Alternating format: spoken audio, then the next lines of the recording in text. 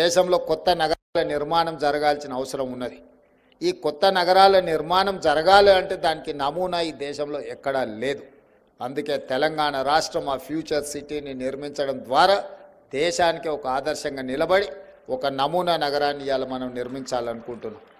అది కేవలం జనావాస యోగ్యమైన నగరం కాదు, ఉద్యోగ ఉపాధి అవకాశాలు కల్పించుకుంటూ ఈ రాష్ట్రంలో సంక్షేమ పథకాలు అమలు చేయాలంటే అత్యంత వెనుకబడిన వర్గాలైన దళితులు, గిరిజనులు, ఆదివాసీలు, బలహీన వర్గాలు, మైనారిటీలు, మహిళలకు అవసరమైన సంక్షేమ అభివృద్ధి కోసం నిధులను సేకరించాలంటే అక్కడ పెట్టుబడులు రావాలి.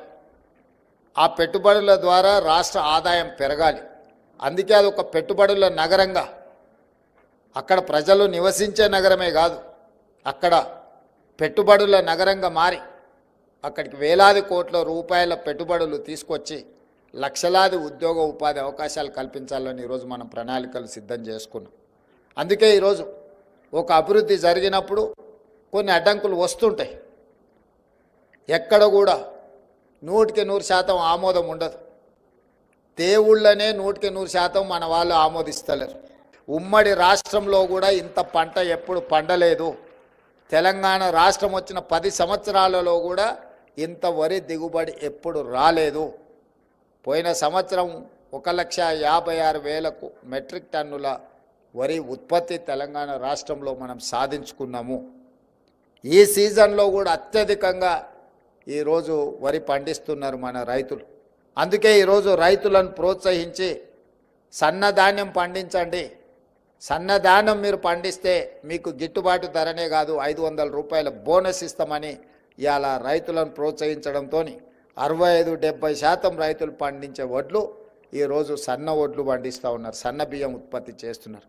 మరి రైతులు పండించిన సన్న బియ్యాన్ని పేదలకు పంచాలని ఒక గొప్ప లక్ష్యంతో ఈ ఉగాది పండగ పేదవాళ్ళ ఇంట్లలో సంతోషాన్ని తెచ్చి పెట్టాలి అని చెప్పి ఈరోజు సాయంత్రం హుజూర్ నగర్లో పెద్దలు ఉత్తమ్ కుమార్ రెడ్డి గారి నియోజకవర్గంలో రాష్ట్రం నలుమూలల సన్న బియ్యం పథకాన్ని ఈరోజు మనం ప్రవేశపెట్టుకుంటున్నాం. ఒకటే మా బట్టి గారి మా ఆలోచన, ఆదాయాన్ని పెంచాలి, పేదలకు పంచాలి, ఉద్యోగ ఉపాధి అవకాశాలు కల్పించాలి, తెలంగాణ రాష్ట్రంలో ఉండే ప్రతి వారిని ఆర్థికంగా నిలబెట్టాలి, ఆత్మగౌరవంతో బ్రతికే విధంగా వనరులు సమకూర్చాలి అనేదే మన ప్రభుత్వం యొక్క లక్ష్యం. పంచాంగం కూడా పేద పండితులు తెలంగాణ రాష్ట్రానికి మంచి భవిష్యత్తు ఉన్నది, మంచి నిర్ణయాలు తీసుకుంటాము అని చెప్పి వారు చెప్పినారు. వారి సూచనల మేరకు కేంద్ర రాష్ట్ర ప్రభుత్వాల మధ్య రాజ్యాంగబద్ధమైన సంస్థలతో ఒక మంచి వాతావరణంలో ఒక మంచి సత్సంబంధాలను ఏర్పాటు చేసుకొని అభివృద్ధిలో అందరి సహకారాన్ని తీసుకొని ముందుకు వెళ్తాము. ఇది రాజకీయాలు చేసే సందర్భం కాదు, ఇది అభివృద్ధి చేసుకునే సందర్భము. ఈ అభివృద్ధి చేసుకునే సందర్భంలో రాష్ట్రాన్ని దేశానికే ఆదర్శంగా నిలబెట్టాలన్న ఆలోచన చేసే సందర్భంలో అందరి సహకారం తీసుకుంటాం. అది కేంద్ర ప్రభుత్వం అయి ఉండొచ్చు, లేకపోతే రాజ్యాంగబద్ధమైన సంస్థలు, గవర్నర్ వ్యవస్థ అయి ఉండొచ్చు, ఎన్నికల వ్యవస్థ అయి ఉండొచ్చు, న్యాయ వ్యవస్థ అయి ఉండొచ్చు, ప్రజలతో, పార్టీలతో, ప్రజాస్వామ్యబద్ధమైన సంస్థలతో ఒక మంచి సత్సంబంధాలను ఏర్పాటు చేసుకుంటాం. ఎక్కడైనా ఏదైనా సమస్యలు వచ్చినా వాటిని పరిష్కరించుకుంటూ ముందుకు వెళ్తాం. మా సంకల్పంలో, మా ఆలోచనలో స్పష్టత ఉంది. సంకల్ప బలం ఉంటే దేవుడు కూడా కనుకరిస్తారని చెప్పి ఇప్పుడే మా ఉప ముఖ్యమంత్రి గారు చెప్తున్నారు. నా జీవితంలో పెట్టుకున్న సంకల్పం ఏది ఇంతవరకు నేను ఫెయిల్ కాలేదు. నేను అనుకున్న ప్రతి సంకల్పం నెరవేరింది.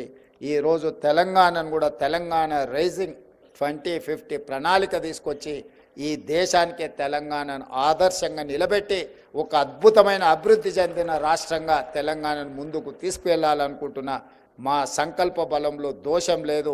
మీ అందరి ఆశీర్వాదంతో ఈ దేశానికే తెలంగాణను ఆదర్శంగా నిలబెడతామని తెలియజేస్తూ మరొక్కసారి ఈ ఉగాది శుభాకాంక్షలు మీ అందరికి తెలియజేస్తూ సెలవు తీసుకుంటున్నా. ధన్యవాదాలు మిత్రులారా.